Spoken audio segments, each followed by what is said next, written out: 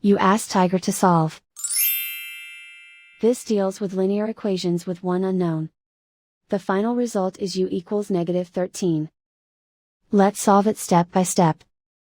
Simplify the expression. Simplify the arithmetic.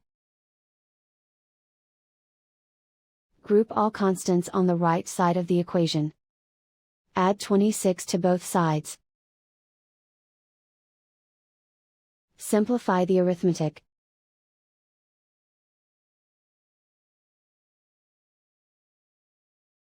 Isolate the u.